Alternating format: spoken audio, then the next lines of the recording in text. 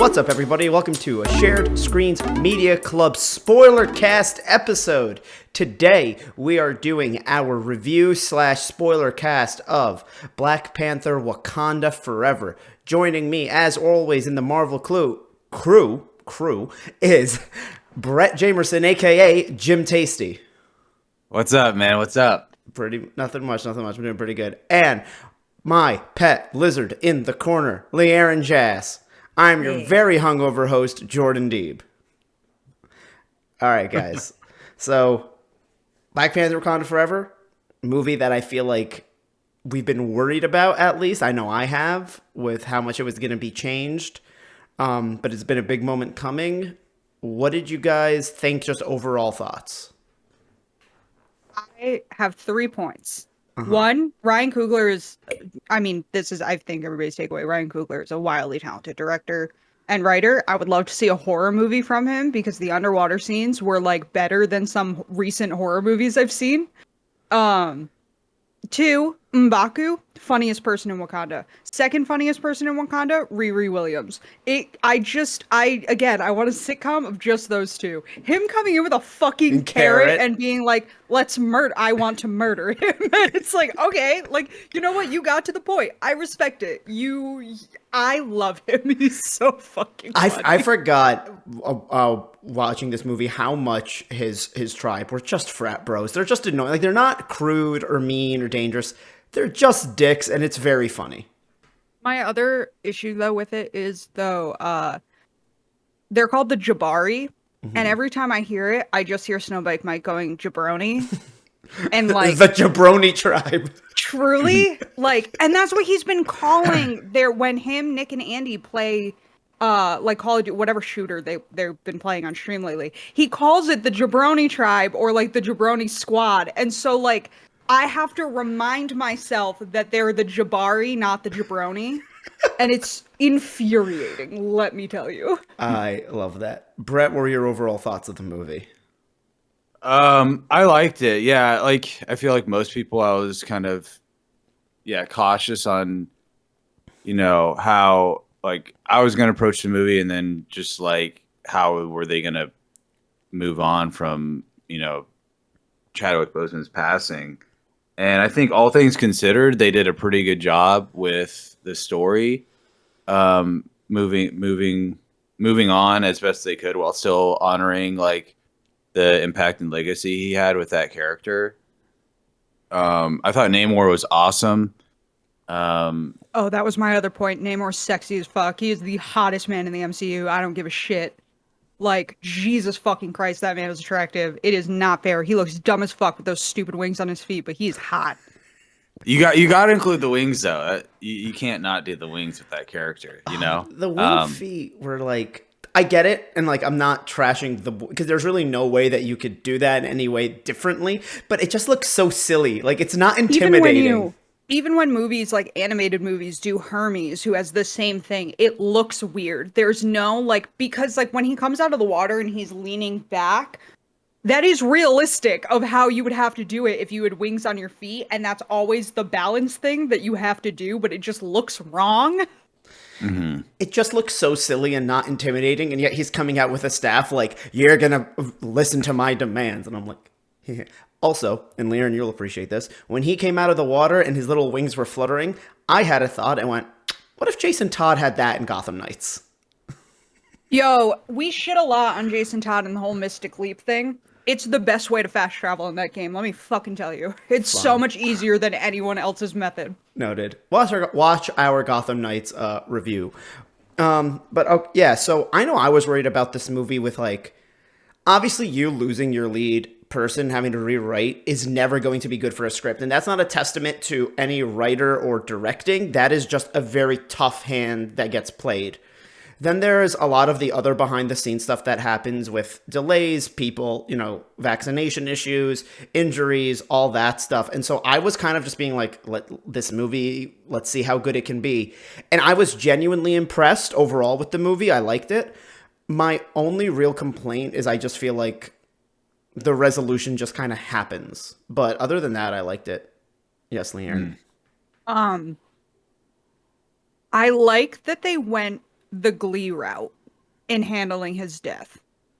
And like Ryan Murphy has come out since and said that he would never have made that episode of Glee after Corey Monteith died. Now he didn't know how to handle it at the time, and like in retrospect, he shouldn't have done it. But like, I don't think either of you watched Glee. No. But when Corey Monteith tragically passed, rather than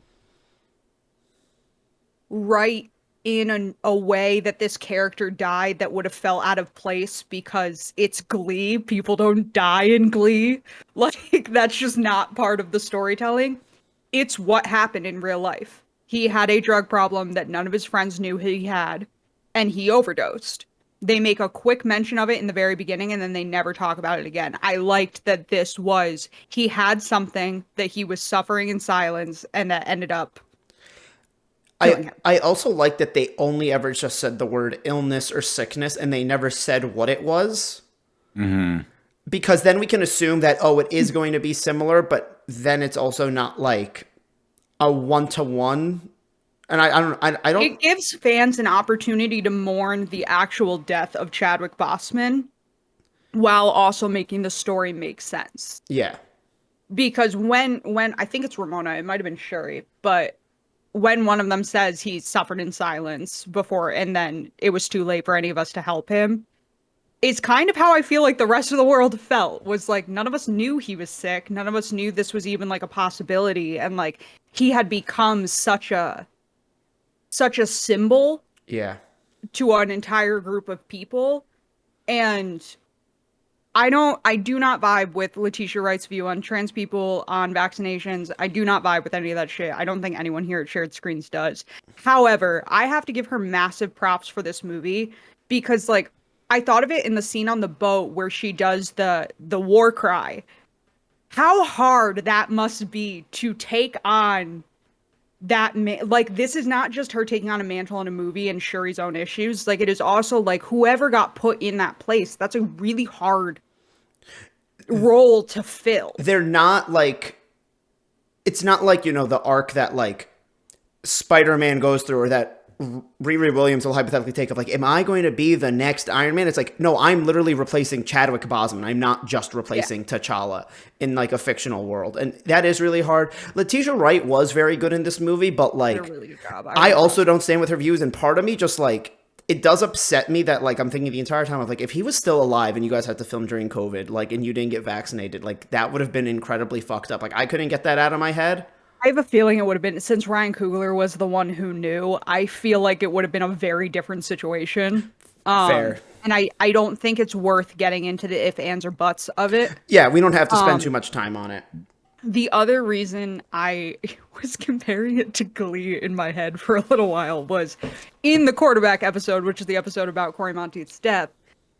You can tell no one's acting. Everybody is legitimately just grieving somebody that they lost, and they're all sobbing and like unable to like do anything.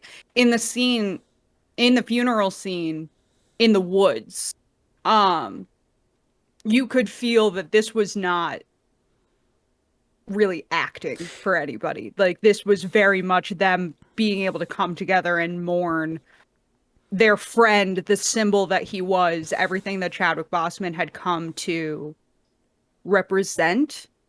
And I think it made the mural that they had shown in the trailers, but it made the mural stand out more as a meaning of like, I'm going to be honest, I'm definitely biased for this movie because this movie was written for me. This is the dramatic shit that I live for. And we'll get into it more later on with choices that he made that I'm like, I would never expect you to make this choice in a Marvel movie. And I'm thrilled that you did it. That it feels like he's still there for Ramonda because he's literally watching over the city from this mural. Also my Catholic self, where funerals are very stoic and very sad and you just bury your feelings and are a wall. Dancing and cheering, I'm always like, I wish this is how Catholics celebrated funerals. See, I'm in the middle with that, and like I'm not ever going to tell any specific group of whether it be religion or culture how to celebrate. I'm somebody that like when somebody old passes away, I tell my family sometimes, I'm like, of course we're sad that we're not there, but we should also use this as an opportunity to like celebrate the life that they got. But when somebody passes prematurely like that, to me personally, it's so much harder to give that that saying out even to just even try to lighten the mood or make people feel better, because tragedy is tragedy. Like my family lost, like we lost my mom's father and then a very close family friend who was only in his 40s and had kids my age, like within the same year. I remember telling my mom, I was like, obviously on a personal level, like the fact that my grandpa's no longer here affects me, but knowing what my friends are going through by being my age, like just, some of them still in high school, some of us right in college, like sophomore year, and having to lose a father figure, I can't even imagine. Like, and so you can't say those same things. I'm also going to let everybody picture a fun image of me power walking out of this AMC theater at the end, because I knew it was coming. I knew it had been leaked. We all knew it was coming. What the post-credit scene was. Was it? Because I was still on. Yeah, we all knew. I was still on the old rumor. That's why I was so shocked. I was still on the, like, for if anybody doesn't know, there was an original rumor that said that the big reveal was going to be that the person who funded the trip that the vibranium miners go on was going to be Doctor Doom, and that was going to be a reveal. So I was still riding on that when they brought his son in. The second I realized that Riri wasn't on the boat, I was like, okay, that cannot be accurate. Yeah. Be accurate. I'm curious if it's from an earlier draft in the script, though, because other things from that leak are completely correct. But that part of it wasn't, so I'm wondering if that was something that happened in... I'm sorry, I'm just dying at the Zoolander, and then Anakin every once in a while, his head just pops in. Sorry. He's always watching here's over the thing. me. The blue of the water makes the Force Ghost jokes even more accurate. Oh, yeah. Sorry. Me power walking to my car because about a year ago, I'm not going to talk about this for long because I don't want it to be emo, but about a year ago, I lost my uncle very young and very sudden. And it's still very difficult for me. I was like, I don't like to cry in front of people. I'm not crying in front of a full packed Marvel theater. I need to go. And I knew that there wasn't a second post-credit scene. And so the second the first one was done, I jumped up and ran out of the theater. Oh, shout out to my theater when I saw it on Thursday, and one of the attendants, she was like, yeah, there's only one. I was like, oh, cool. Like, yeah, the attendant did that in our theater too. Wait. I told people as I was walking out, I was like, there's only one, by the way. Not that many people listened. Yeah, an attendant came in and was like, I'm not trying to fuck with you. It was before the movie started. It was like, I'm not trying to fuck with you. I just don't want you to waste your time. There's only one post-credit scene for this. Yeah. And it's after the special ones. Yeah. So the first 10 minutes of this movie were, I think, an incredible tribute that was almost like a second realization of what we lost. Because I don't think I'll forget being in LeighErin's basement for her birthday and just opening up Twitter like during a lull in the conversation and gasping at what I just read, and LeighErin being like, what is it? And I was like, let me find out if this is real before I ruin it. We were trying to go upstairs to the deck to smoke weed, and Jordan's just going, oh my god. And Victoria and I are like, what? And he's like, nothing, don't worry about it. I'm trying to figure out if it's true. We were like, just tell us. Like, you're being dramatic as fuck. Just tell us. But, and obviously it's like, there's been that, the MCU won't be the same. But so we never got a chance to see it because we just haven't we haven't been in the Wakanda corner of the universe since 2018. And then this, I think, was a reminder of just, you're always going to kind of feel that gap in the MCU. And then it's just also the person we lost was incredible beyond just a single role in this one franchise. Like an incredible talent and just an awesome human being on all accounts. We can talk all we want about how Chadwick Boseman dying was very sad. None of us are black. None of us understand very true. that finals, that other symbol that he became. Yeah. Which is why I'm not shitting on anyone who does say that they're very sad, but I also kind of put that to a back seat because I'm aware there's a whole other level to it that I'm never going to say I'm the saddest. No, by no means am I. I'm just saying it's I feel like this was a reminder of who we lost and to an extent, from the best of our understandings, what we lost and the tastefulness it was done with, and then absolutely no music or anything during the Marvel Studios intro that was remade just for him. And that's kind of when I was like sniffling a bit, and like the person next to me, I noticed her kind of just go like this and be like, "That is a grown man crying," and turn back around. Well, I feel like this comes to, I called Jordan earlier and was like, I need to explain my entire movie going experience here because it was one of the most bananas experiences I've ever had in a movie. Obviously, it's a Marvel movie. It's huge, even on opening weekend. Like, even though I saw it yesterday and it had been out for 3 days already, like, it's still huge. Nobody wants to sit in the first 4 rows of a movie theater. And in the AMC, it's like the first 4 or 5 rows and then a walkway and stairs up to the rest.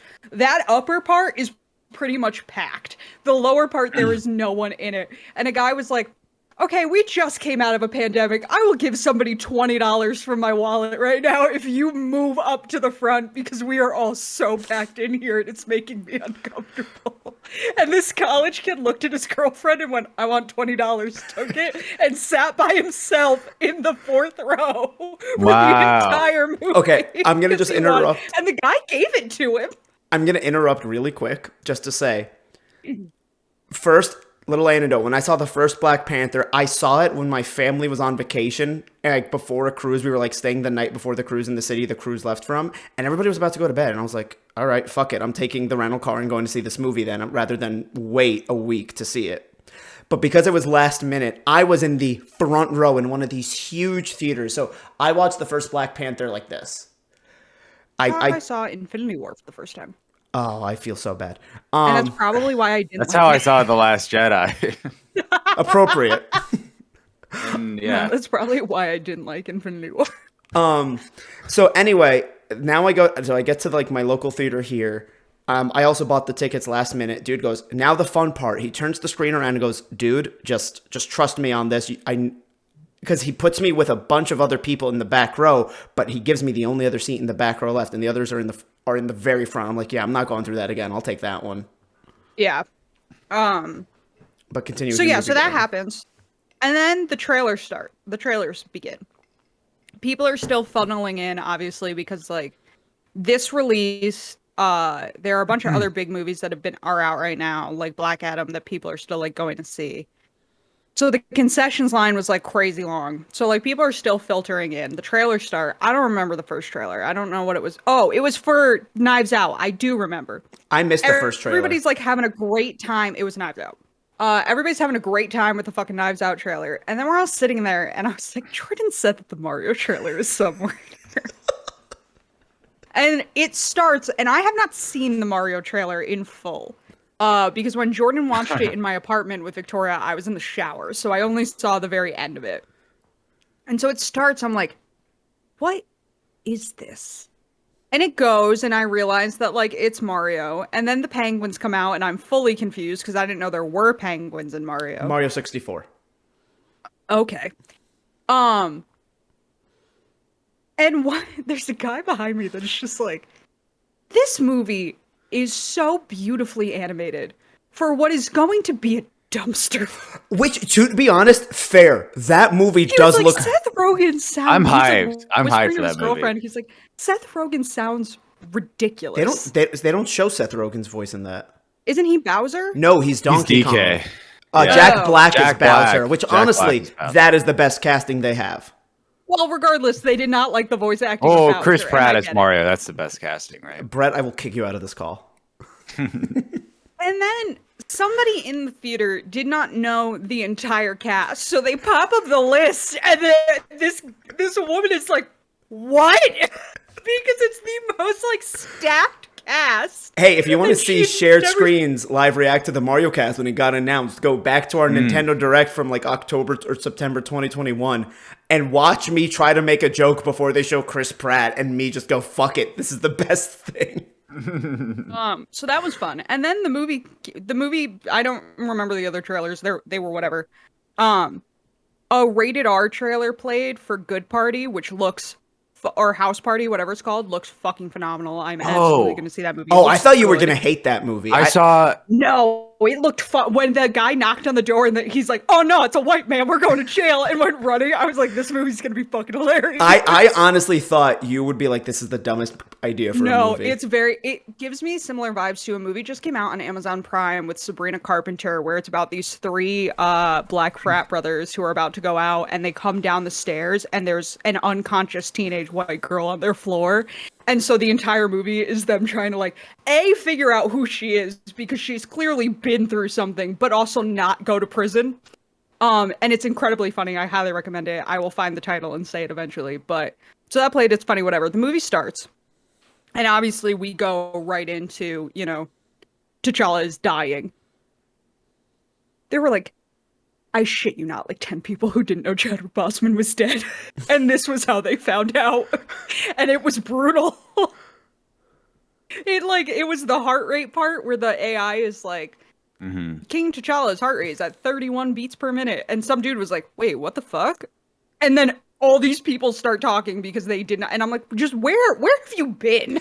Also, this was big news. He wasn't in any of the marketing. His death is kind of a theme of the trailer. Well, this is, I think, why the last part of why the movie-going experience was very funny to me was during the trailers, which this is probably why I don't remember the trailer after Mario, because this is when it happened. A very tall black man stood up in the back row and went, "Listen, I understand that some of you are only here for the culture, and I see you, but this movie is very important to me, and so I'm going to need you to be respectful."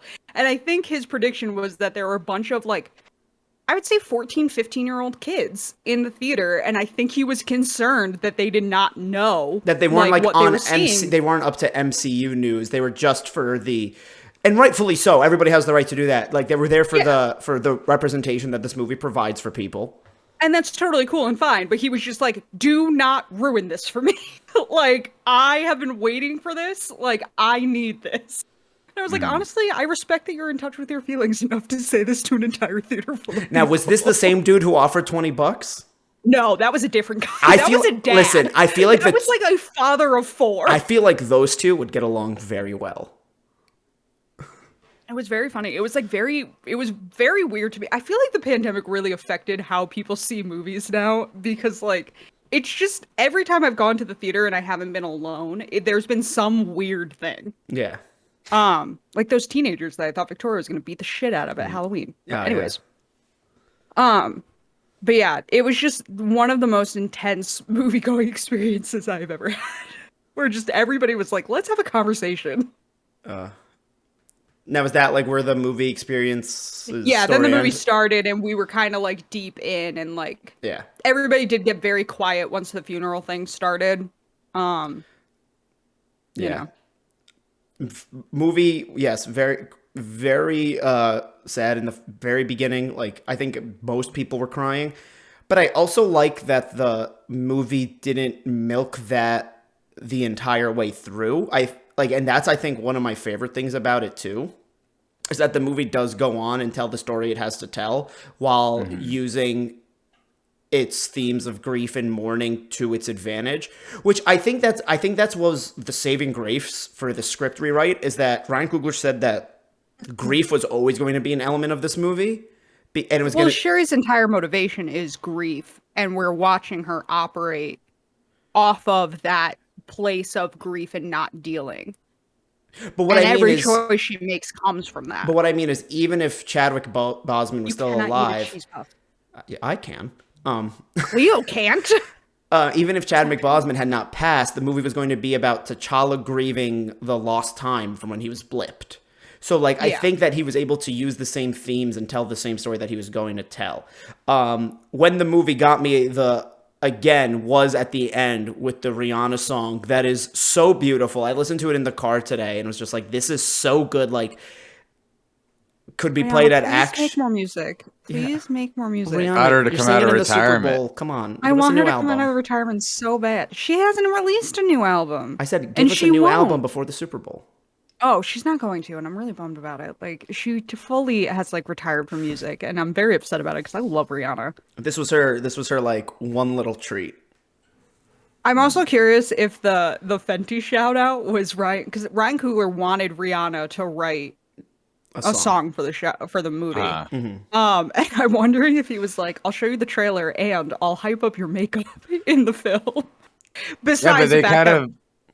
Oh, they're kind of like digging on Okoye that she like didn't apply like the right shade or something like that, right? yeah, so it's that she was trying to cover up her tattoos and she was afraid that the makeup, which this is a real thing, that when you try to put makeup on your head to cover tattoos, not only is the makeup gonna appear like weird because there's stubble on your head.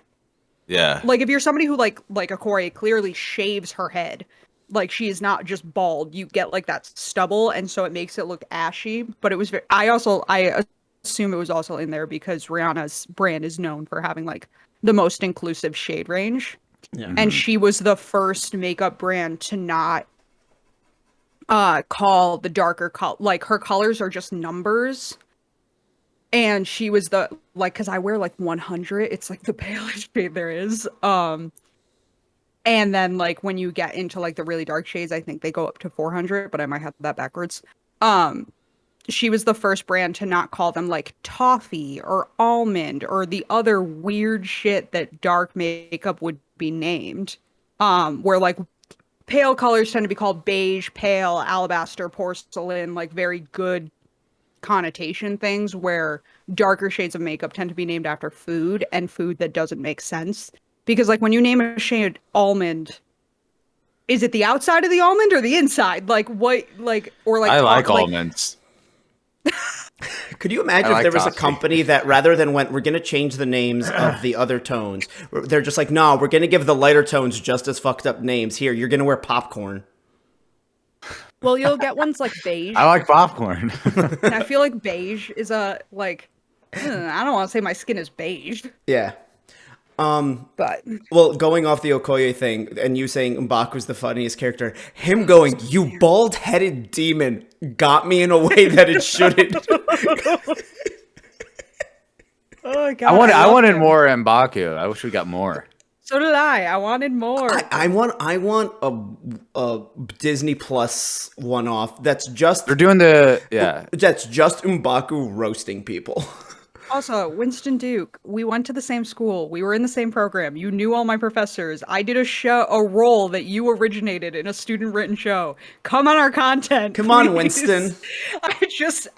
I love Winston Duke so much. He's another one like that I think I'm so excited to watch the rest of his career. Like I'm so excited to watch like where he goes because he's phenomenal. Us is not my favorite Jordan Peele movie, but he's fantastic in it. And like he's great in the I want everybody cast Winston Duke. He's so talented. I sound like his mom, but it's really like That's fine. how I feel. So now that we've talked about like our movie going experiences, the level of brief with it, let's get into like the actual movie, the meat and potatoes. Like, what did you guys think of Namor as a villain, the overarching plot we got, surprises we got in the movie, kind of, start anywhere. I liked it a lot because what I've always found compelling about his character is that he's typically an antagonist, but he's not, as directly evil as like, especially for MCU, some of the other MCU movies we've gotten. Like, I mean, this is a random pull, but like Darren Cross from Ant-Man 1, right? Like, he's definitely way more nuanced and conflicted in terms of protecting his home. And so to see them translate that to the big screen and then also like influence this like whole Mayan culture into it as well, I thought it was a great unique twist to like make it more real world instead of like Atlantean typical tropes that we've seen before. Yeah. They make it very clear that it's not Atlantis. Like Yeah. that's not what this is. Yeah. This is not DC's terrible, terrible movie. I got mad at part of this movie because the underwater scenes in it looked so good, and the underwater scenes in Aquaman were an abomination to my eyes. Yeah, but the effects in porn are never good. Nah.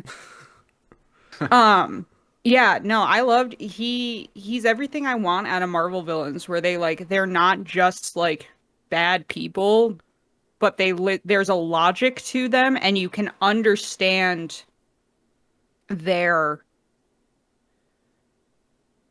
like logic of how they got from point A to point B. Is it? Um, Continue. I'll speak up in a bit.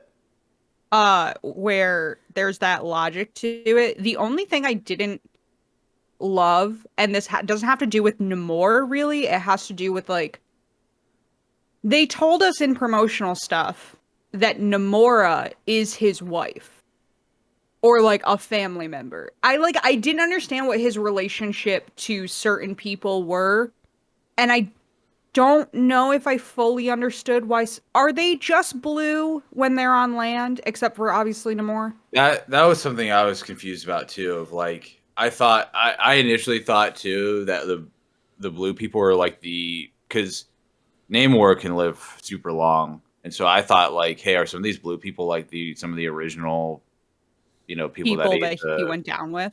ate the herb like 500 years ago or whatever. I thought that's what it was, but I think it's just it's like when they're out of water, they're blue.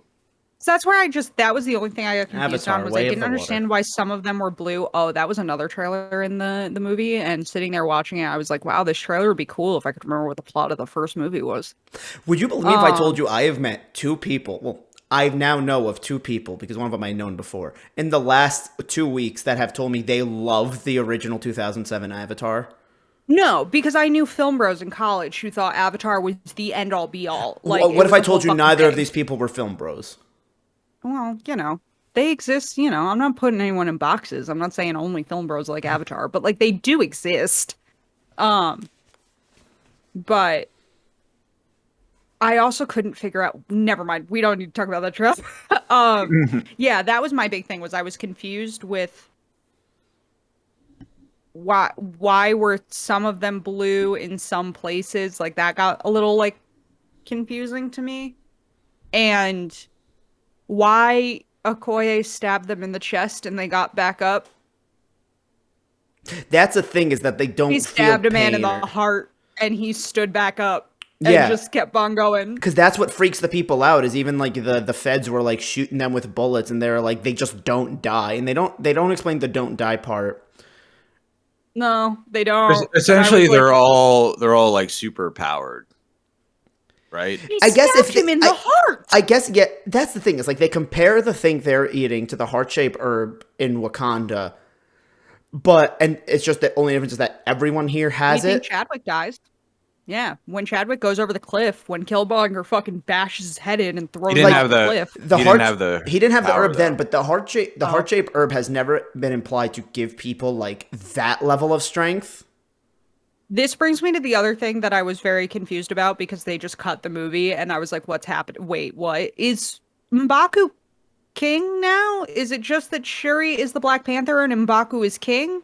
That's was what I very took away from. confused. That's what I took away from it too, because we've seen like in Civil War where T'Chaka's king, but the role of Black Panther. But that one always felt different because it's T'Challa's. like he was the crown prince and the king was too old. Then, like, what Shuri, with their little conversation in the woods, I could understand if where they got was Shuri doesn't want to rule, and Shuri obviously needs to go deal with some shit. Like, that was my because- thing. That was my thing too. That I like. It didn't bug me just because like I felt like the emotional beats of the movie still hit, but I was like, man, it's been a year. Like you haven't made a new king or queen, like official well, they say ruler. that Ramonda was reincarnated. Reinstated. Recoronated. See, I thought that was recoronated like after I'm pulling a lot of my like stuff from like Game of Thrones and shit, but like I thought that was like a queen regent thing where she's like just a temporary ruler because of all this like unexpected deaths. No, it seems that she's showing up at the UN. That to me is like she's actually an acting queen. They just didn't make it clear to me. It was a very quick line from Richard Skiff in the UN scene that if you blink, you miss it. Like, speaking of the UN, I don't know shit about the UN. Jordan is my best shot here with anybody knowing about the UN. Well, I mean, Brett, you could know about the UN. I don't know. Are you passionate about the UN? Yeah, if Johnny Dub shows up in Thunderbolts at the UN. I was confused so Richard Skiff is sitting there. Yeah. And he clearly is from the US because he has his little US pin, and we later see him at the CIA. But his little sign did not Yeah. say the United States. It said Ustad Estate United. Eunice. Yeah, Estate Eunice. Or it was like something weird. Maybe they just And don't want to like. Oh, because I they're don't know. not at the UN building in New York City. They're at the one in Geneva. So that so would be the Oh. way you France was say still you. France. That France would. wasn't Frankreich. It was still France. You don't just say France in Swiss. Like, it is another word. It's I can't. I Like- don't. That's the thing. I don't know enough about the Swiss language to do that. I just know that in different languages, some countries stay the same and some don't. Like in German, where France is Frankreich and America is America, Yeah. just with a K instead of a C. Basically, yeah. And then Austria is Österreich, but New York is just New York. Yeah. No, it happens all the time. So maybe that's because what did it say? It was ESTAD United. Estad United. Give me one. Which does not sound Swiss, but then they cut to France, and France just said France. And I was just very confused. But yeah, so like going back to the politics thing, I was like, because they make it a big deal in the first Black Panther that like everybody has to do that like combat ritual if you want to like rule, and so like maybe nobody challenged Ramonda, I guess, when she was like, I want to be the ruler, and then I'm but then assuming they everybody was like, this bitch, within the span of like 10 years, lost her husband and her son. There was probably some rage deep under there that none of us want to poke that. None of us want to go there. None of us want to put that rage. Nobody wants to go to the grieving mother/widow and go, let me fight you on a cliff. Yeah. yeah. Yeah, so that was like I was like, yeah, how does that work? Because the big part of the first Black Panther was that like they're so advanced in some ways, but then they're still beholden to like These some traditions that like kind of hold them back a little bit, right? So Yeah. I liked the UN scene a lot though. Ryan Coogler made some really great just like choices in who was doing what, and I really liked him using France as the ones who attacked the Wakandan Outreach Center. If you don't know, France has a very, very long history of being incredibly racist towards people of African descent, from their various colonies to also Haiti and all of that, which we get into the whole Haiti thing. But so I liked it being France.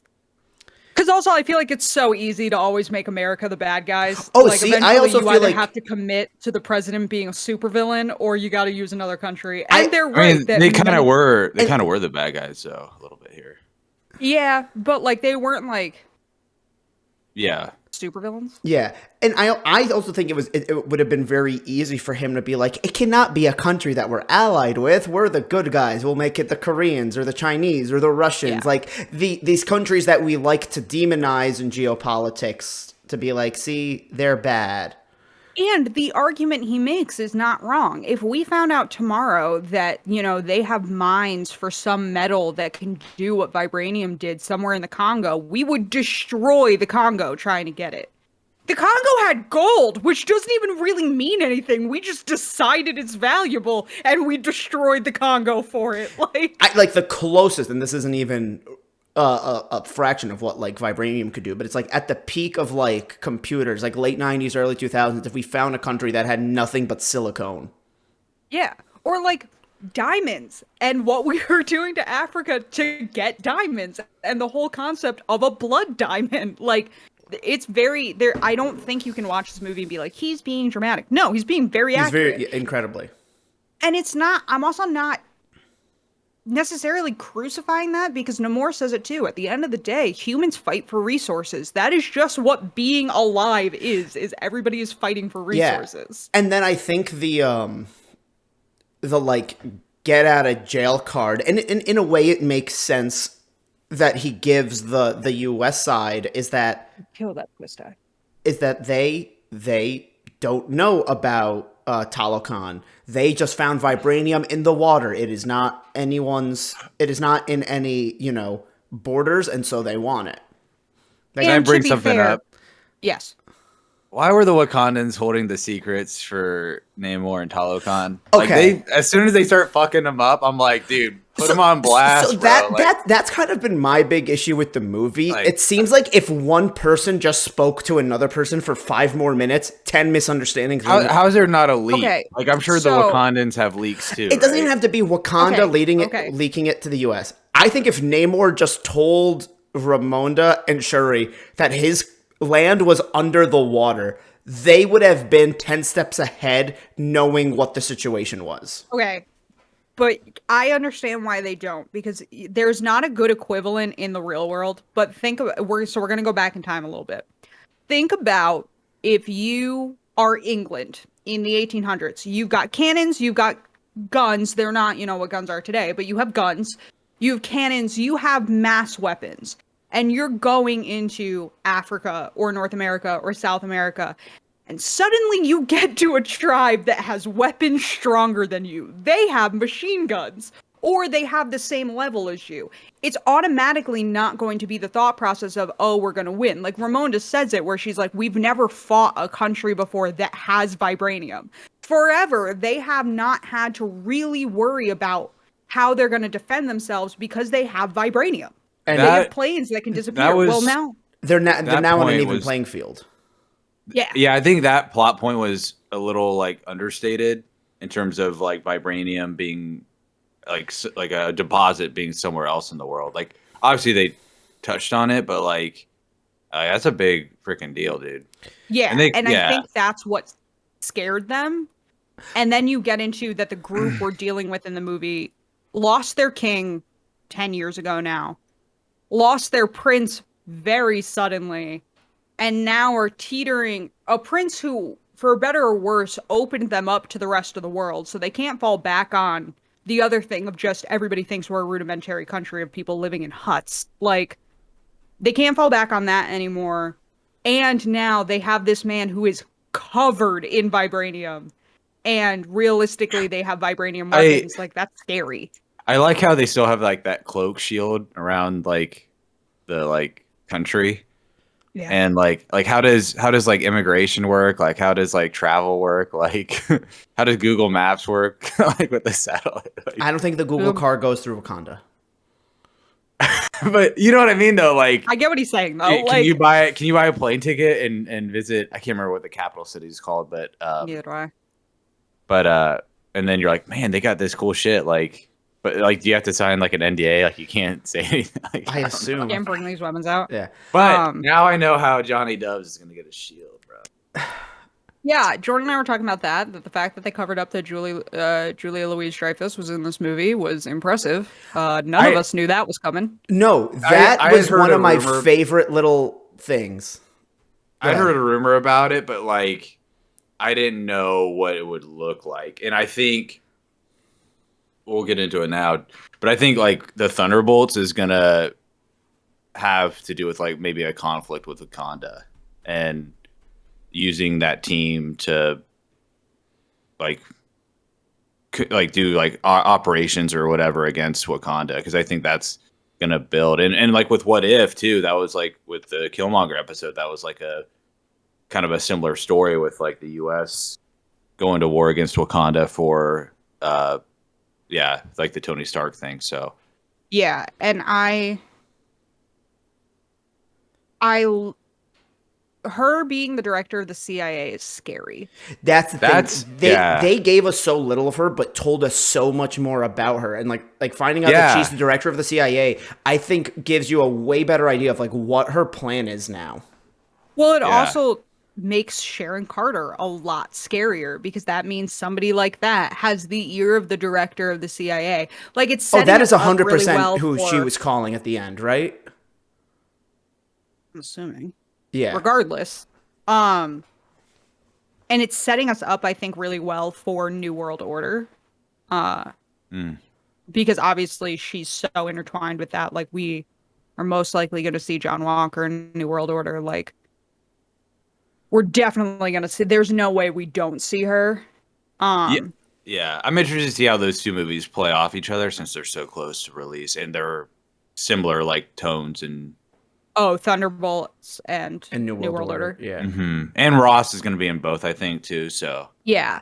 And he's got all of his ties with like Black Widow and all that shit. Like it's like we were talking about when Captain America and the Winter Soldier came out, where it's very much we have this weird magic shit that Wanda and Loki and Strange, all of them are dealing with, and then we have this crazy new world of politics side that we're dealing with Cap and the Thunderbolts and all that. So I'm excited to see where that goes. I also think having her married to Ross rather than have been married to Fury was a really good choice. yeah, He was also looking really good in this movie. He was keeping it fit. He lost weight. He tried. Yes. I was dying laughing at Shuri going, "When are we leaving so I can see my favorite colonizer?" It's like, yes. my favorite colonizer joke was the one at the end. Where she goes, a colonizer in chains. Now I've seen everything. Oh yeah. See, when I I'm heard that with one, Okoye. That fucking owl suit is the ugliest shit I've ever seen in my life. it is. Ugly. I thought the eyes looked cool. I didn't like the rest of it. But like the Predator dreadlocks, I thought the eyes were the part that looked. I like the ugliest. colors too. I like the teal and like gold or whatever. I thought that was cool. Yeah, they're good colors. I just don't like the design of the suit. I don't get why it's an owl. Why is it an owl? I don't know. Yeah. But when I saw Julia Louis-Dreyfus, I was like, man, I can't wait to see that movie 4 times opening weekend. Can't wait. Lord. I thought that in the movie, like while I was watching it. Thunderbolts or New World Order. Or Honestly, probably both. Yeah. Can we talk about Riri Williams? She was fucking phenomenal. So She was great. I want to go back to Namor for a second, Okay. just because there's something. I feel like I guess now this is Did a you hot. think Namor and her were gonna fuck? No, And Riri? No, not Riri. Shuri. there was weird undertones, which brings you back. There to was a period of time where I really thought he was going to be like, we could marry, Be and my rule the world, queen. and I was Yeah. like when he gave the bracelet, I was like, Shuri, why are you taking that? Why are you taking that? Why are you taking that? But I don't know. I feel like I do think that Namor's the motivations. It's one of those things. Yes, I see how you got from A to B, but I think that they went too far with some of his choices. Where I go, Well, yeah, and that's what makes him a villain.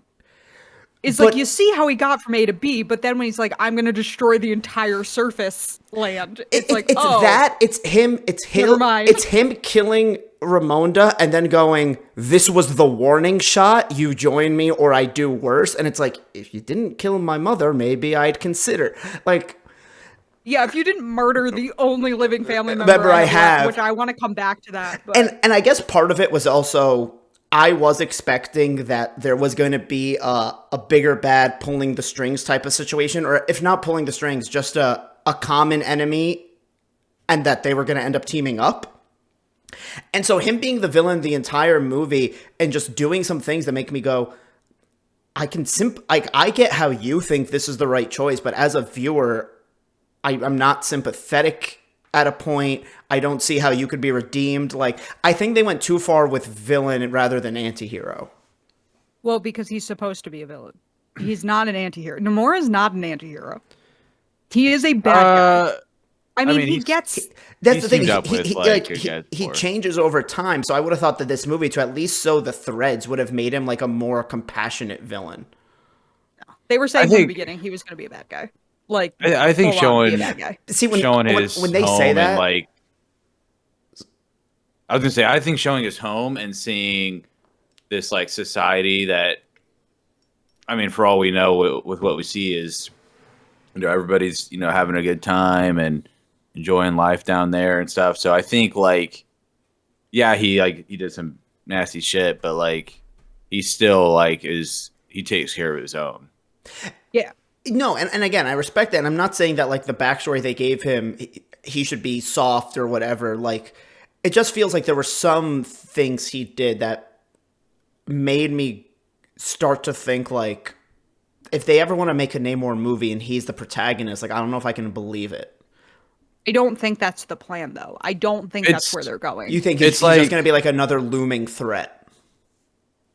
It's yeah, like I still think he's. I mean, yeah, he did a lot of bad stuff, but I still think like he's not a pure villain because you look at like Cap and Falcon Winter Soldier, like he's not trying to be aggressive with Carly at the end there, but like Namor is just like willing to fuck up people and kill like somebody, right? So Yeah, it's I'm so sorry, but I have to ask, which I don't know who you're referring to when you say Cap. I think he because means a lot of the Sam. time you Oh. call John Walker Cap. I think he's talking about Sam not wanting so to at kill. that point in the Carly. story, Sam is Cap, and when they're fighting like in the like construction, and he's like just blocking her the whole time. And Yeah, that's what I couldn't figure. I didn't know if you meant that or when she's fighting John Walker, because I was going to say John Walker is very aggressive. no, John Walker is trying to take her head off at the beginning. Like, that's why I was confused. Yeah, the first dude he decapitated was just a practice. The thing, I guess the thing with Namor is like, and don't quote me on this too literally, where like I don't expect Secret Wars to have to be like a parallel to Endgame, but like if in Secret Wars they're doing a thing where like, hey, this is the end all be all, we need all hands on deck, and he shows up to help. Are you talking about Secret Wars or Secret Invasion? Because you and I have been Secret using Wars. those I'm talking about interchangeably. Secret Wars. But we don't know that we're getting Secret Wars. It's called They haven't Avengers confirmed Secret it. Wars. They The movie's called absolutely have. Avengers Secret Wars. It's Kang Dynasty and Secret Wars? Yes. Mm-hmm. I don't think Namor's going to be in that movie. I'm going to be real. I guess I think that movie- again. I'm don't use this like too literally, but I guess if hypothetically that was like, hey, this then will be all hands on deck, and they do another thing where they're showing everybody helping. Namor helping makes sense because a planet's a planet, and like he needs a place to live too. But I don't go like oh yay, like he's on our side. I'm just like it's kind of like Lex Luthor helping at the end of Young Justice season 2, rather than oh, you've done bad things before, but like you're doing a good, like you've turned a new leaf. Yeah, but you're also Lex Luthor's not a great comparison because Lex Luthor is only ever out for Lex Luthor. He helps because his goal is always for Lex Luthor to keep living. Tim Drake says it best. He goes, he lives here too. Like, yeah, and like that's what a lot of people like about Lex Luthor is he is somebody who at the end of the day is like, I can't destroy the planet because then I have nobody to be a dictator to. So like, yeah, I give a shit when people are trying to destroy the earth. Like Lex Luthor and Doctor Doom would get along so well. yeah, it's a logic thing that comes into it, but like I don't know, Namor is just like not. He's not the Punisher. I love the naming convention for Namor. Yes, in this movie, no and how love. he came up with That was really smart. I feel like whoever came up with that in the writers' room, like, take a day off on me. And again, with the writing, like the parallel with Namor and then Shuri, like with holding on to like grief and vengeance and hate almost. Which we haven't talked about this yet. Oh, the Fucking other surprise. Killmonger. That Fucking also caught me Killmonger, by bro. surprise. I are did we not done expect that at all. Wait. Are we done talking about Namor? Are you done? Are you good, Jordan? I guess, yeah, overall, I think he went too far into the, like, villain when I thought he was just going to be the antagonist. He's a bad guy. But like, he's a bad guy. Everything I've read about him, because I don't know He's much a about him. bad person. Everything I've read about him describes him as an anti-hero. And I thought he was going to be the antagonist, but that he himself wouldn't be villainous. And then they circled back to it at the end with him being like, nah, this is part of a good plan. But yeah, we could close the door on Namor for now. Also, he is a mutant. They didn't throw that out for nothing. He is canonically Yes. a mutant, not a mutant in the way the X-Men are. I don't know if that's where they're going. He is both in the comics, because I know Atlantis doesn't exist here, but I guess Talokan is Atlantis. They just changed the name. Yes. In the comics, he happens to be both half Atlantean and a mutant, because one of his parents was Atlantean, the other was a human, and the human gene got mutated, and then so he became a mutant Atlantean. And in the comics, everybody who lives in Atlantis is blue, which is the other reason that I got so confused about why some of them were blue and some of them weren't, and he is pink-skinned. Because in the comics he's white. But yeah, everything they did to develop out not looking like a DC copy, which is kind of how Atlantis comes off in Marvel, is very good. Yeah. because I want to talk about Killmonger, but that comes into to Shuri's whole thing, and I feel like it's shorter to talk really quickly about Riri and Nakia, and then jump into Shuri. Okay.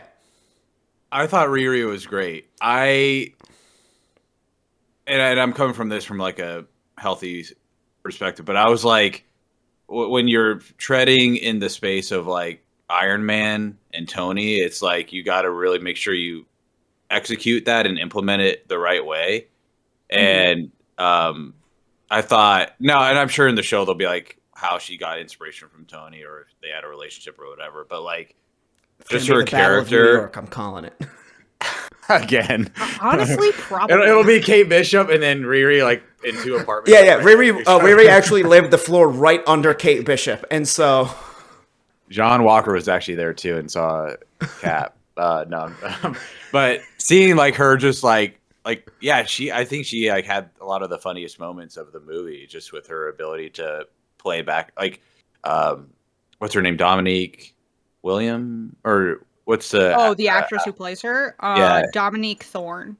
Yeah, I thought she was like awesome with like the back and forth with a lot of the other characters, and yeah, I'm like I was just like trepidatious, I guess, with like how excited I was for her show, and now I'm like I can't wait. I'm on board. And she felt like a college kid. Oh yeah, she felt like a 19-year-old girl, which I think it's a good idea that they aged her up. I think that was a good choice on their part. I think having her as 15 would have been like a little too ridiculous. At a certain point, no, it's because in the comics, like it's not ridiculous. She's just a genius. Like she's smarter than Tony. She's smarter. She's a genius. She finishes high school early, goes to MIT at 15. I think the story they wanted to tell with the CIA taking something she designed theoretically in class and with Namor being like, no, I have to murder her. If it was a 15-year-old girl, that would have taken on a completely different Very tone. different, yeah. Like, wanting to murder a 15-year-old is fucked up. Like, just really fucked up. It's like, not better to murder a 19-year-old. Even at 19, you're like, hey, let's not do this. But at 15, you're like, oh, you're is a child. Like... It's like Game of Thrones and House of the Dragon. Like all the characters in the books are like 14 or whatever, and then oh my god, yeah, the show they're like 13 when you meet her in the books. Yeah, it's like another. But no, Riri was great. She felt like a real college student. I loved the homages they did to Iron Man 1 with her. Especially not just because she's a different version of that character, but because like that's the first MCU movie, and we are moving past the Infinity Saga, but like. It's like it's still the same world. It's still the same world. So the thing with the height and the freezing, and then her wearing the tank top as she hammered in the heart were great. I want to also just shout out whoever that works for the MCU that has a soft spot for Dodge Challengers, because this is the second one we've got after the first one in Hawkeye, and so thank you for that. Yeah, that car was looking nice. That car was so fucking nice. Okay, I need to point out for everybody listening, Jordan, you don't give a shit about cars. I would never say I'm a car guy. I just love the Dodge Challenger. This made me laugh a little bit, and like I get it, but like the car was in Boston? Yes. It got busted. Yes. They take it all the way over to Wakanda, fix it, and then ship it back. Shuri fished the pieces out of Jordan. What's that river called? You lived in Boston. The river that connects Cambridge and Boston proper. I don't know. I didn't live there for that long. The Potomac. No, that's in Washington. I don't know. That's the river that runs through Washington. Which also, speaking of, I loved all the fictional places we saw: Wakanda, Chesapeake, Talokan, Boston. No, Chesapeake is in like the Lake Erie, Great Lakes area. River in Boston. The Charles River. That's what it's called. I know it's stupid. It's the Charles River that connects. Yeah. If I knew that, I forgot it because that is the most generic river name. Yeah. Where I was going with this is that the Charles River is a fact, cleaner than the Hudson. So, I mean, they should just be happy. They sure should just be happy she wasn't in New York, because you were not putting that car together if it went into the Hudson. Dude, that's what they should have done, is stage the battle in the Hudson, bro. Namor wouldn't be able to Namor powers just from all died. five. Poison Namor This is because how they you- throw him in the this is how Hudson. you take out Namor, you just throw him in the. No, honestly, Or not the Flint, Hudson, Michigan. the East River, because the East River has all the runoff from the factories. Like we joke that there are mutants in the East River. I mean, Or Flint, Michigan. Yeah. Futurama implies that a bunch of mutants live under New York. Yeah. Yeah. Yeah, Riri is great. I'm excited to see more from her. Dominique Thorne did a great job, especially because this is like it's not her first role, but like it's one of her First to anything of this First. caliber. yeah, something to, and she kind of like really holds it. She's also in If Beale Street Could Talk and Judas and the Black Messiah, which are both very good movies I highly recommend. But this is her first thing that's like big, and she legitimately has a Bachelor of Science in Engineering from fucking Cornell. Good for her. Like she's incredibly intelligent. So it's fun. Like I just really liked her. I think she's a great addition to the MCU. Nakia. My sweet angel child Nakia. Nakia. Jordan, how did you hold it down when you saw her for the first time? What's that supposed to mean? You're dick? No. Don't just, word it keeping like that. Keeping your composure. Yeah. I was just like, damn, Nakia's hot, and I've missed this character. I don't got to be put on blast for this. I love the No, bro, no, I'm not shaming you, man. This is a positive, healthy. It is, space but to like, discuss. listen, I love when LeighErin goes on rants about how hot someone is because I'm like, yes. Or when we go on rants about how hot like a guy is, I love it. I don't ever want to come off like I'm sexualizing characters or actresses or anything. Nakia's a very hot character. I'm gonna say it. Yeah. Look, yeah, John Walker's a hot character, right? Like we can all say that. You know, different strokes, different folks. Anyway, I liked where Nakia's story went, but I was also mildly confused. Like Until the end. Then you're like, even with the end, I was a little confused. Was it the timeline that confused you? Yes, and that's partly just I was having I don't know what year Wakanda Forever technically takes place, so I don't really know where we are in the timeline. And I trying think to figure it out. I'm from there was a assuming. mess for me. I'm assuming with each like obviously there's projects where they're like, hey, this is here or here, but I'm assuming it's like because we're like 5 years into the future or whatever because of the snap. So I'm assuming it's like 2026 or something, 2027.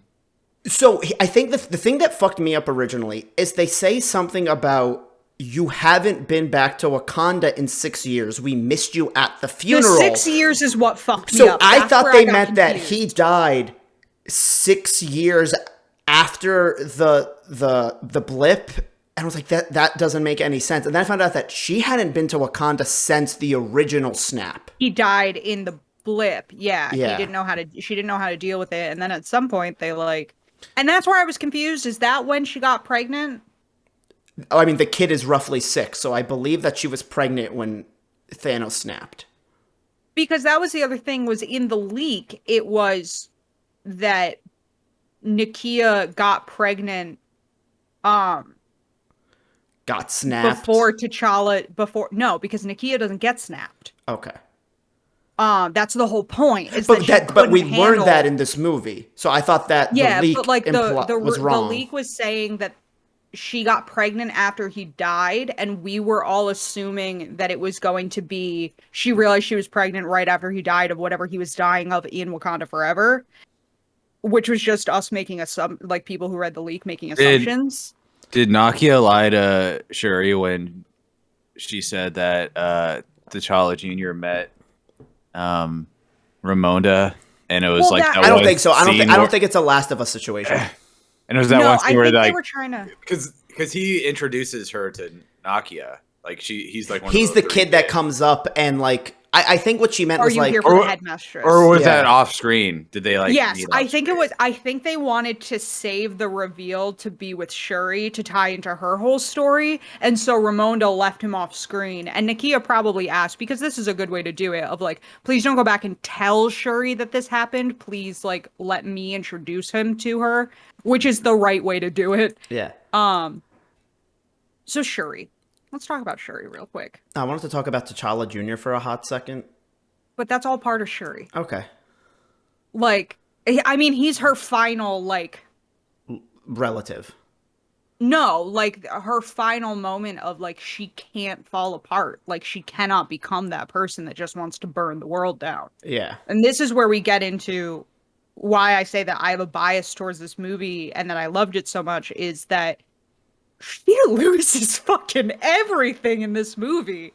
And even before she loses her mother, when she just has lost her, now her father and her brother, um, her when she says I can't allow myself to feel anything because if I do, it's just going to be anger and I'm just going to want to burn the entire world down with me. And that's something that does not get addressed when talking about like grief. The idea that you can be mad that somebody died. Yes, death is inevitable, death always happens, like whatever. But you can still be mad and you can even be mad at that person. And they didn't go as far to say it, but they do explore that she's angry T'Challa didn't tell her. She could have had more time and she could have done something if he had just said, I'm sick, but he didn't. And I really liked that they were not shying away from the like not darker aspects, but the parts of grief that make people uncomfortable to talk about. No, you're absolutely right. Um, and I get when you already did not believe in fully in the ancestors and the ancestral plane, and you're kind of like, this is probably all bullshit. That was something too that I thought was interesting that she like didn't believe in any of that because I don't think we really knew that. We knew that she didn't really like the traditions, but they never went as far to say that she doesn't believe in the ancestral plane.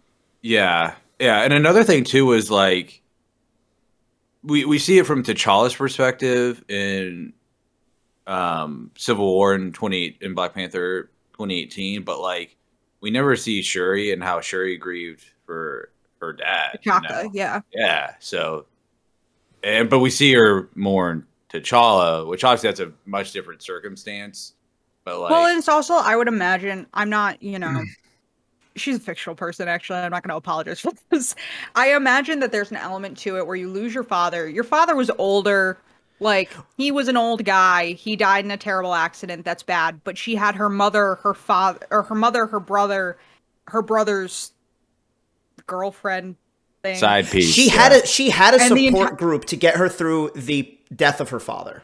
And then at a certain point, I feel like T'Challa just filled that void, and T'Challa became more than just her big brother, and also kind of became her father figure. So then to lose your secondary father figure, and then a year later lose your mother, like that's brutal. And in a way where all three of those people, like, yes, her father was older, but her father wasn't like, oh, he's so old, he's gonna pass soon. All three of those people were taken sooner than one would assume. T'Challa being the worst because he was the youngest, and it happened from natural causes, but the other two happened from attacks in ways that no one predicted. I mean, I guess they knew Namor was coming, but like, still, T'Chaka was, my dad is going overseas for a trip, oh, he's gone. Like, it was that. Although, I don't know, maybe it's just because the guy who plays T'Chaka is old. I just kind of looked at him, I was like, you're old as time, this is okay. Like, I don't know how old he's supposed to be, but like, I don't know. He looks T'Chaka. old. T'Chaka. T'Chaka, yeah. He looked like 60s. I was gonna say he looked like younger old. Well, because I mean, and like the Black Panther lore, right? Bashanga, who is the original Black Panther in the MCU, like, He's the great grandfather. He's T'Chaka's dad, right? And so I thought there was one more between. There was one because they say T'Chaka. T'Chaka, son of something, and then they say and the great leader Bashanga. yeah, but they didn't do it in like the Captain America movie, but like Bashanga was like active during World War II, and but also the first Black That's Panthers. what we're getting the game about. I know. I'm excited. The other thing that messes me up is John Canny, who played T'Chaka. Now, like when that movie came out in 2018, he was 76 years old. I think that's where my disconnect is he looks 76 years old. He looks like an old man. And so like in my brain, I'm like, yeah, this is an old I guess, guy. but like, So my mom's uncle was in his mid 70s when he just like unexpectedly, and it's tricky where we don't know if he was in a car crash or he had a heart attack that caused him to crash his car because it happened overseas. Very long story. But if you looked at him a day before, you went, he's healthy, he's fine. Like he was old, but he was never like, oh, I'm old and unhealthy. And him being taken within a second messed up, like even my mom was very distraught about it, but like his kids, like it was not a situation where I was, and this is a really fucked up way to use the word, fortunate enough that with my grandparents, there was a start of like, oh, you're starting to get sick. You've gotten a diagnosis, you're in the hospital. Like there is a time period of weeks at least that gives you that ability to process everything happening. So I think and Shuri was what, like 16 when T'Chaka died. I also might have a different view on it because like my dad's a lot older than like your parents. I just have this view on it that I don't know. I don't really know where it comes from. That once you get above 75, death is coming for you. All It bets is, are but off. I think it's so Yeah, different. you've gotten to a point where like your think- body may just decide to stop working one day, and we don't know why it happened. It's a lot like SIDS. You just die. I think the and way no one knows why. I think the way it happens is what plays into it. I think her dad being killed by like a terrorist attack, that has nothing to do with health or his body. Yeah, I just feel like it's easier to get past that when you're like, he was 75 years old. He lived a long, good life. Yes and he no. got to see his children become human people that and- like have opinions and No, and that are goes to the point where you can take pride in them. and that goes back to what I was saying before about like when Don't take that parenting tactic, people. Don't go by my parenting tactic. no, but like that's what I was saying before in the beginning, where it's like if someone lived a long life, like you should be able to celebrate it, but like knock on wood, God forbid anything happen. My grandmother is 83 years old. I don't expect my grandmother to go in a school shoot or in a public shooting, a mass shoot, like or a terrorist attack. Like that is so out of the question. So like I feel like that's different. I don't think it's that out of the question.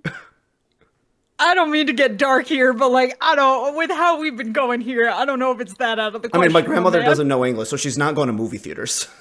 Well, yeah, that's the whole thing is that your grandmother is old and, has a lot of children that like do things for her. So I don't know how often she's like walking around in the grocery store or the movie theaters or anything like that. So by that, I feel like the number goes down. But you see what I'm saying, like I don't know. I just have this weird thing where I don't even know where it comes from because it definitely does not come from my parents where I'm like my grandmother doesn't listen to this, so I'll just say it. My grandmother is 87. Death could come for her at any time, and she knows it. And, like, it's just one of those things where, like, people, that's where you're getting into. They just die of old age. Like, your body's just kind of like, especially because you don't have the health aspects in your earlier years. And, like, there's the whole, like, lack of trust in doctors that comes with that generation. I don't know if it's the same for you since your grandmother's not from this country, but like there's a big thing with like at least white people who grew up during the period of time my grandmother was growing up where like my great grandmother did not trust doctors. So my grandparents didn't trust doctors because that's how they were raised. my grandma trusts doctors as a whole, but she freaks herself out with other things. Where one time my mom was like, because my grandma's at that age where it's like she's just always in pain.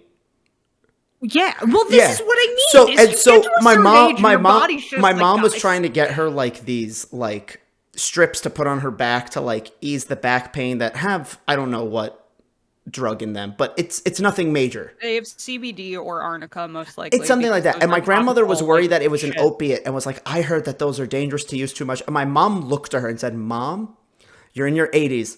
They could prescribe you cocaine and it would be okay. Like my mom said that verbatim. Yeah.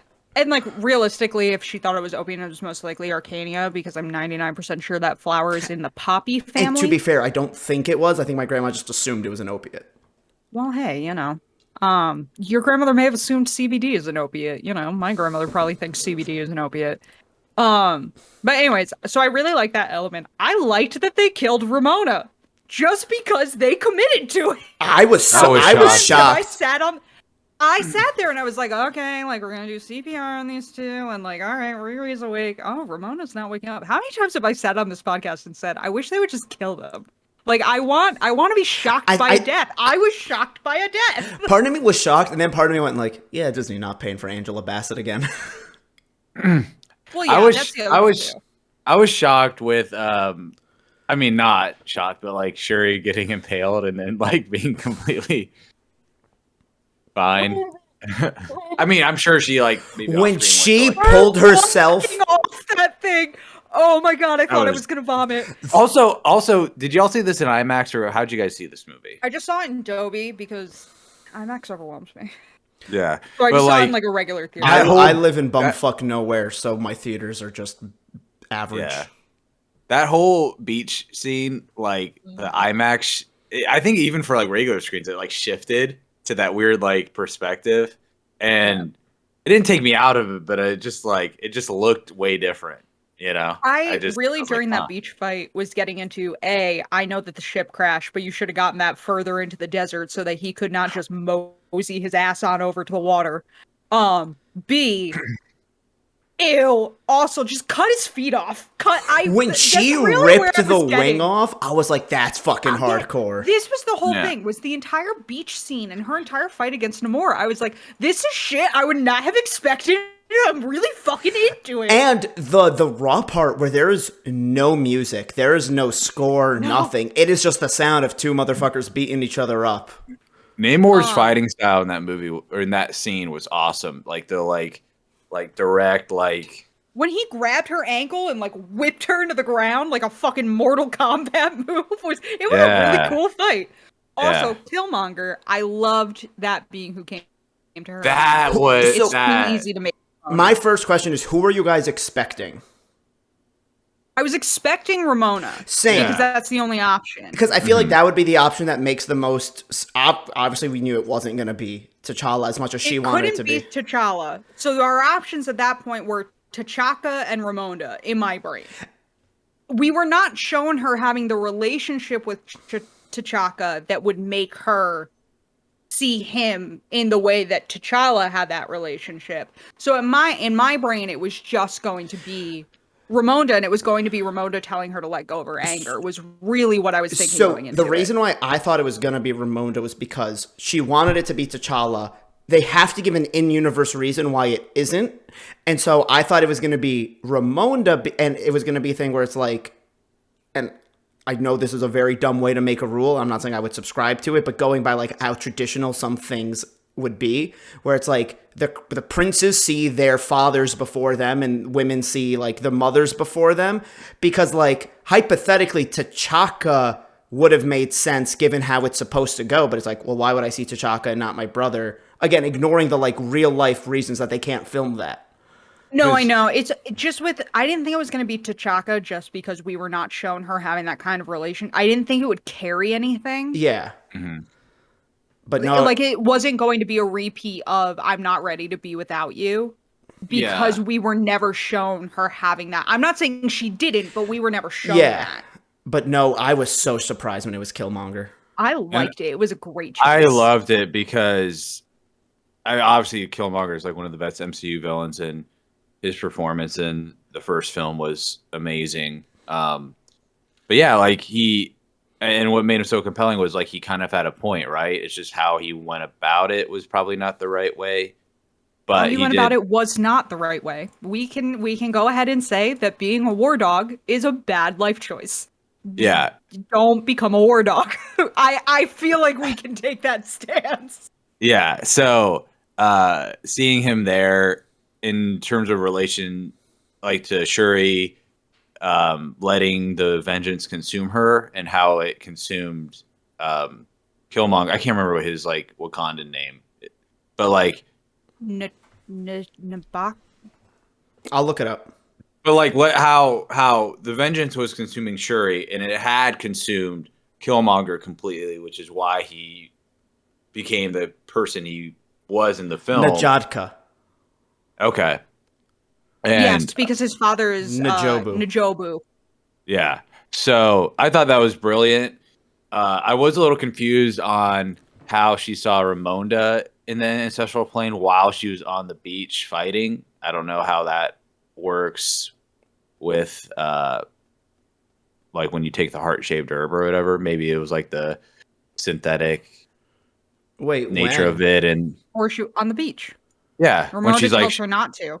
and show him who you really are. Oh, or I whatever, thought that was like a flashback to a part of what happened in the ancestral plane that we didn't see, and that's why she was avoiding not Nakia's question the whole time. Maybe Because we also get more of what Killmonger said to her. Yeah, and she like was with him, like agreeing with him, and But two people, similar like sentiments.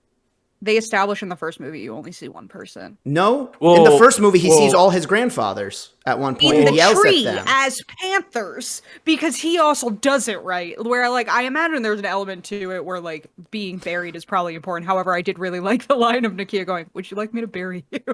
And we were being like, "What the fuck?"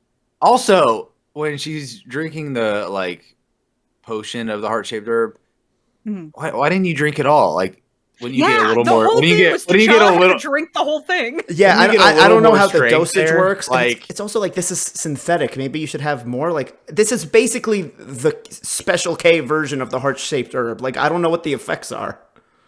Also, Am like I thinking of Special K or K2? No, you're thinking of. Are you talking about fake weed or are Yeah. you talking about a date rape drug? Fake weed.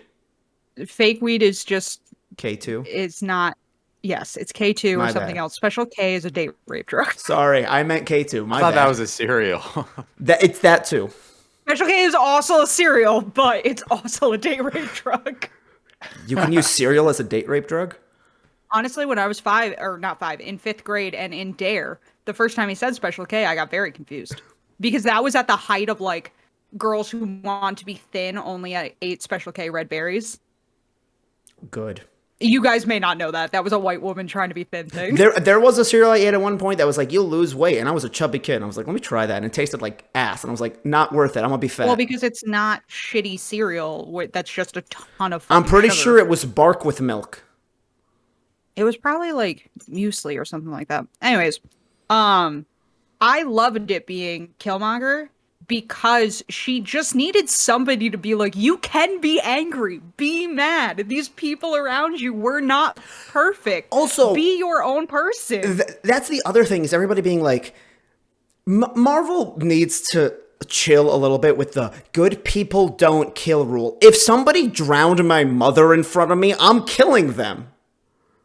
Yeah, like, and you set yourself up for failure if you're just existing And in a world that you can't get mad. It's like some Team Iron Man bullshit. Right I there. am Team Iron Man and have still stand by that to this day. LeighErin's also Team Iron Man in the ridiculous. comics. We're not going to get into They that. revoked the comics. they I don't have an revoked opinion on the the Civil War Sokovia comics. Accords. Oh. They revoked the Sokovia Accords. Okay? Yeah, of course they Cap- did. in Blip Cap fucked one. us up. We Cap absolutely one. would revoke the Sokovia Accord plus post Blip because everybody's just going to be afraid about dying again. And it's like, no, we want the superheroes to go fuck up the purple nutsack if he comes back. Like, of course they got rid of the Sokovia Accords. But anyway, it's like they've done it a lot with the good people don't kill. And like, you know, in No Way Home, you get the like, listen, the dude was sick, don't do it, and we don't want you to become vengeful. And that was a mother figure. I'm not going to say that like that's not his mom because as far as love goes, if you're adopted, like or you're raised by a surrogate family member, for all intents and purposes. yeah. Like, but this was also just like, this was your warning shot to me, and you want me to join? No, fuck you. I'm killing you. Like you drowned my mother in front of me for no good reason.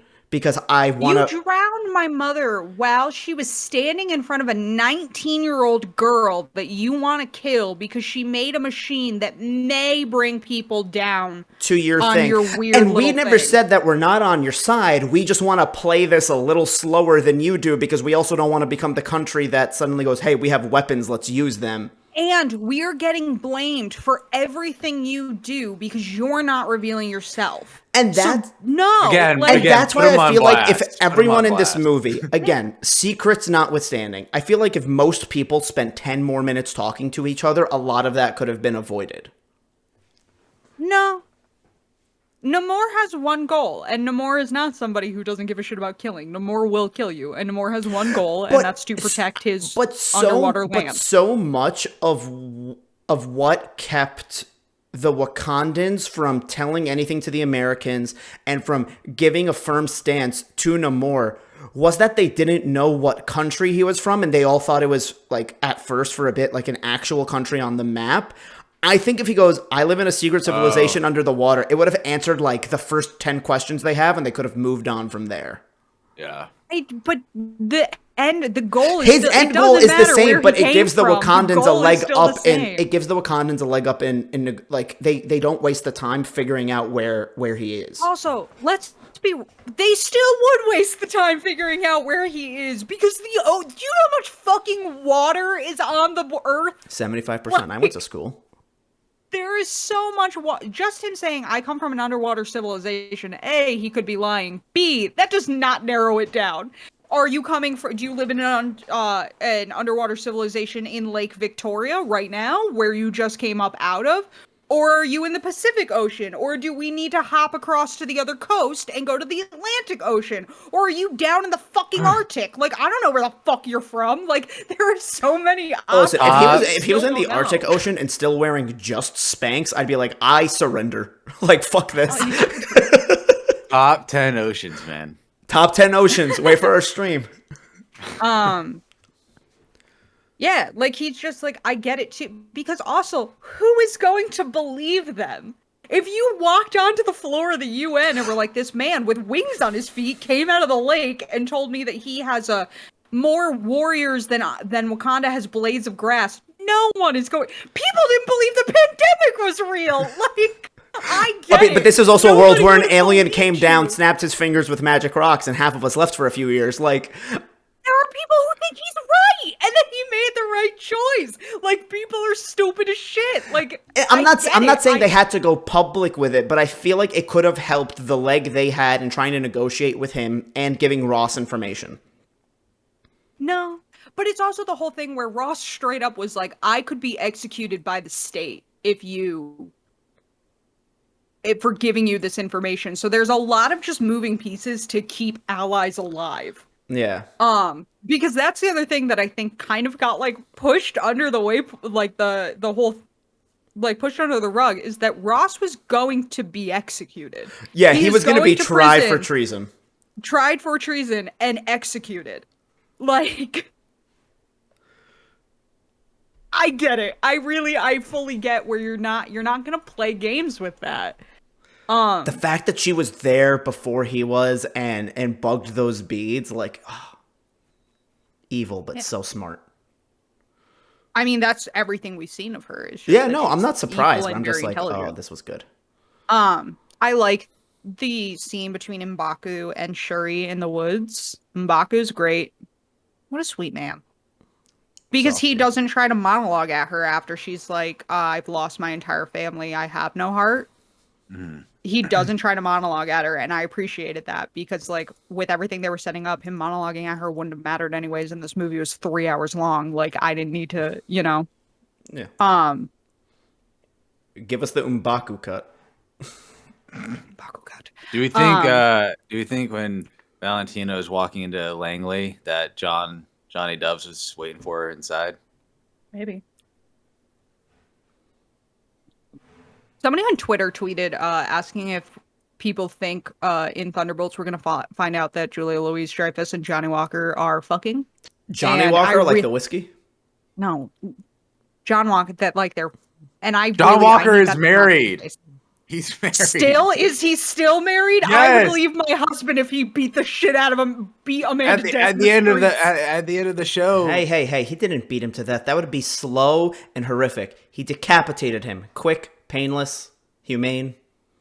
Remember at the end of the show when he comes out with his new suit? His white, Is she there? Yeah. She's crazy too then. Jesus fucking Christ, lady. I mean, you can't claim you don't know there were videos on the internet. And I like that the ending is not like, oh, Shuri is now the Black Panther and she found her way to be the Queen of Wakanda and, like, this is her thing. No, she leaves to go to Haiti for a little while because she still has to grieve needs to not everything. be in Wakanda and needs to, like, deal with herself. And then we introduce this adorable fucking child. That kid was so fucking cute. He was adorable. Why is his name also T'Challa? Because she named him after his father? I think it's like a soft reboot thing. Like Outer Universe, But I think it's like I a thought soft like reboot. the like royal name traditions was like the T'Chaka, T'Challa. Like I thought they would have to continue that. No, Because I think what they're gonna do is they'll do a third movie, and this is like, I mean, who knows what's gonna actually happen, but like, Yo, Black Panther on the Young Avengers. but they're gonna do a third Black Panther, and I mean, it could come out in like 5 years because I don't think it'll be like forever before a third one comes out, but it'll come out in like 5 years or so, and it might be set like a little bit ahead in the timeline where that kid is like I have a 18 or feeling we're early going to 20s. see Shuri as Black Panther more before we see that child. But that'll be in like Avengers and stuff. I feel like we Like, will see him in the background learning.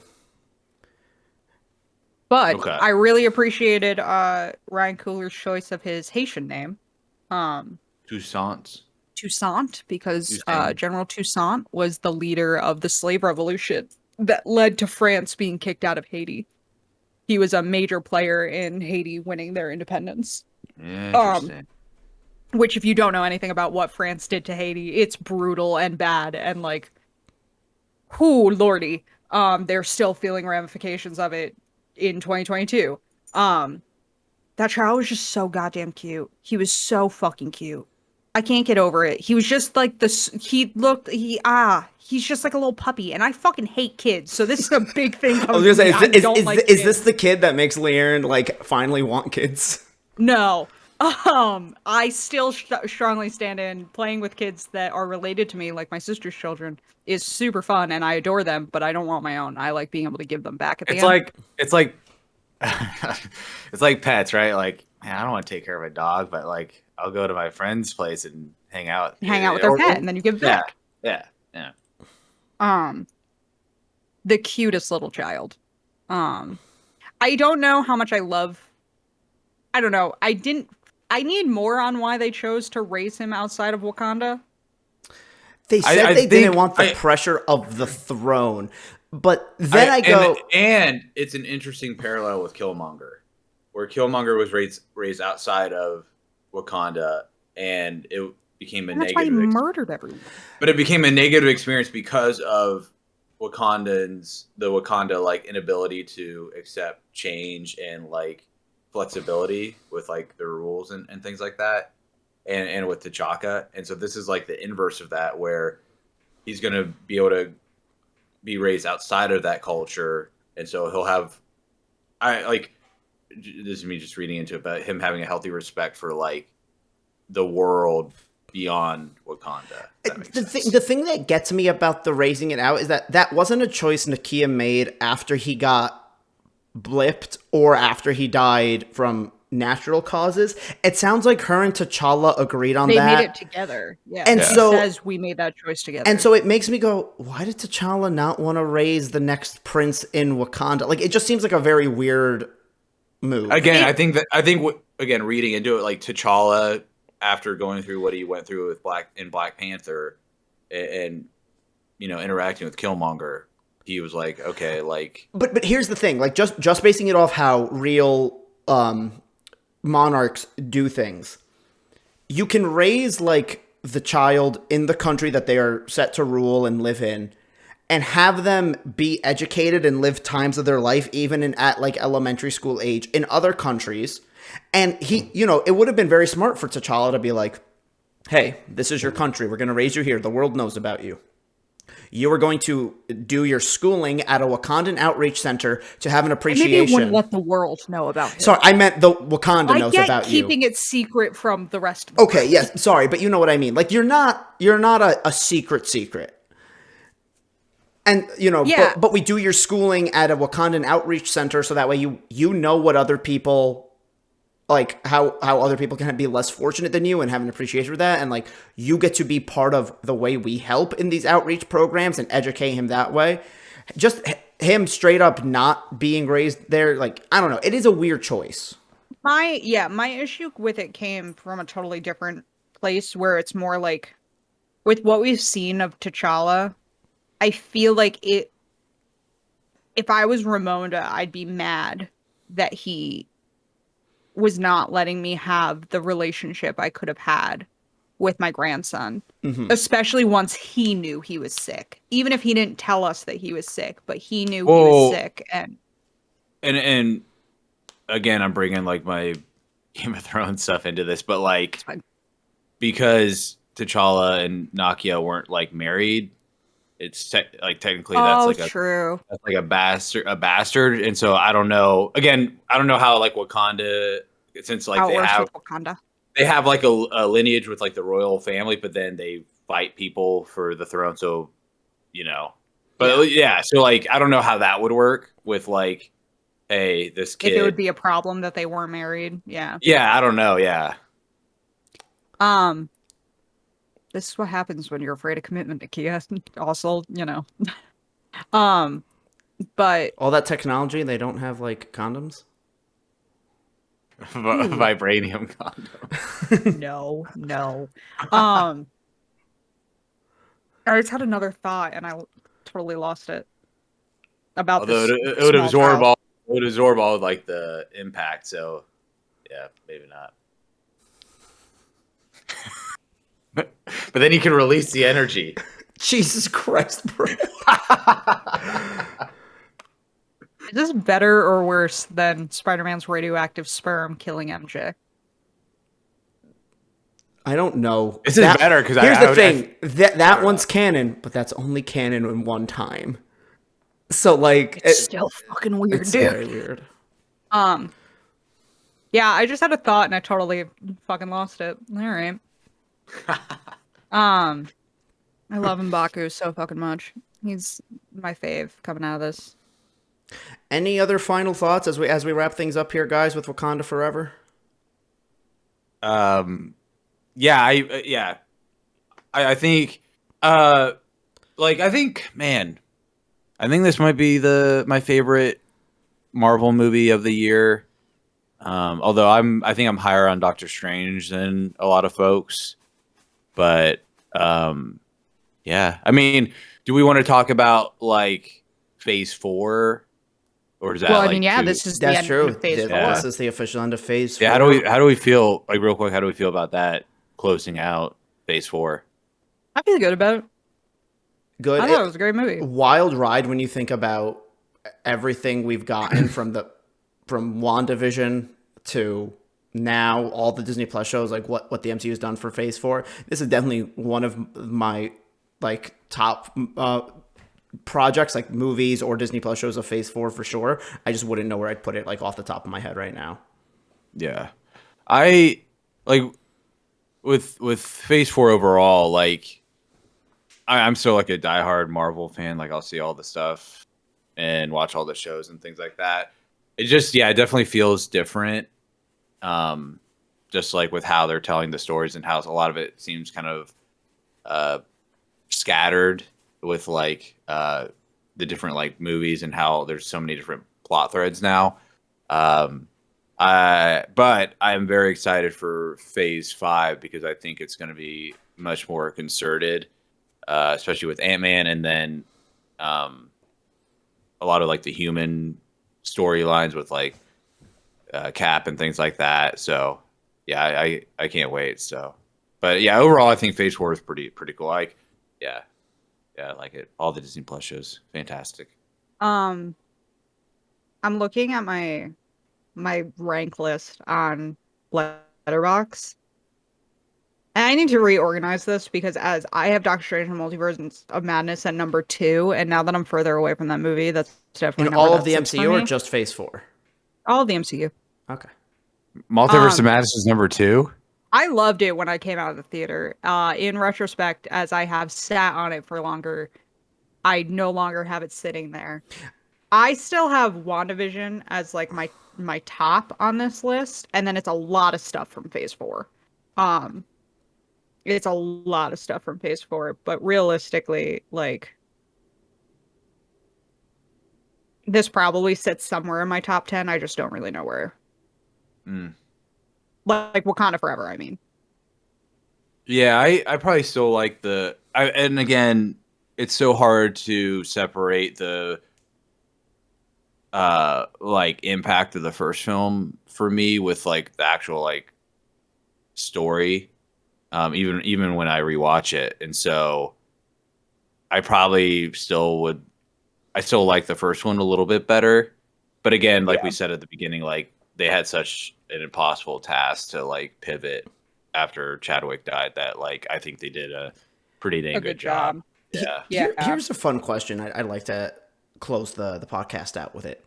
Would you guys be open to like an animated special or comic adaptation of what Black Panther 2 would have been had Chadwick not passed? And in this hypothetical, like his family or like agrees to this and whatever. I would say no too.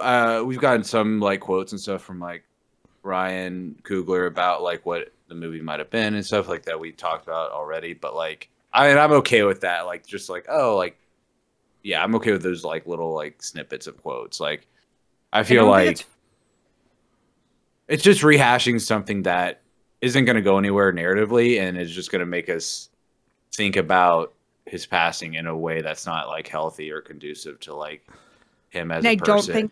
I don't think there's a way to do it where it doesn't feel like a money grab. Gotcha. Yeah.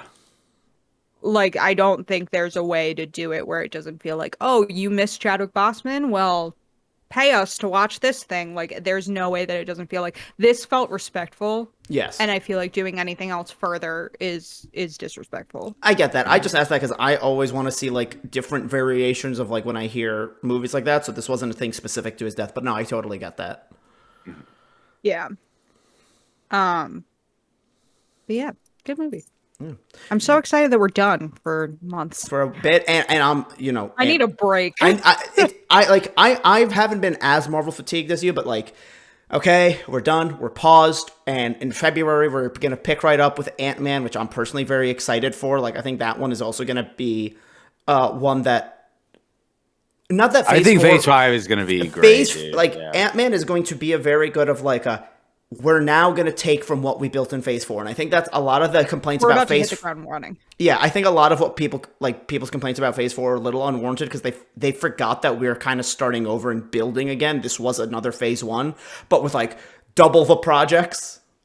Yeah. And so now we hit the ground running and just go into Kang and get more of for me, like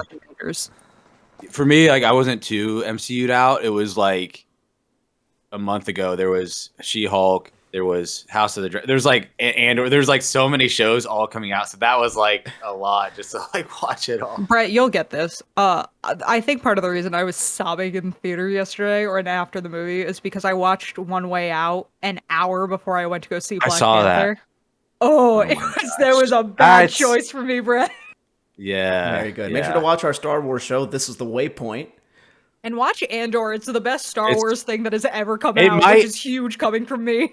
I it's a different vibe than it's different, but like, man, it's kind of up there with Mando for me. I'm like, but yeah, can't wait to see Johnny Depp's get a shield. Like, we know he's probably gonna get it from the ocean. Like, oh, dude, can't wait.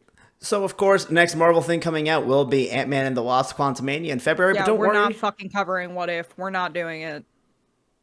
Me and Brett might. Fuck it. Who cares? Or the Guardian special. Or well, we might do a Guardian special. So here's the thing. Media Club is not going anywhere. It might just be different topics. We're going to play it by ear as to how important Guardians Holiday Special is and What If Season 2 is. What we will be doing... I'm not doing What If Season 2. I don't care. And I don't mean to speak for Austin here, but he hated What If as much as I did, so Austin definitely won't be there. So if it happens, it's just you two. What we will be doing, however, is when the new year starts, Walker Watch. We will be doing 9 straight weeks of the HBO Max Last of Us adaptation. But we also have a bunch of other shows here, like the Shared Screens podcast, where it's just more of the random shit that we like to say. We have This Is the Waypoint, where they're doing all the Star Wars stuff, doing Andor. We have Tales of the Jedi. Did you guys do Tales of the Jedi? I think they did 2 things with Tales of the Jedi. That was fantastic. I did a meme thing with Dooku. So yeah.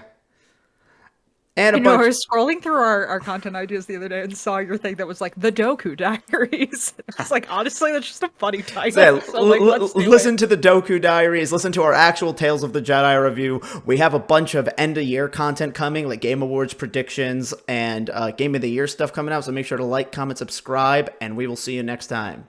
Bye.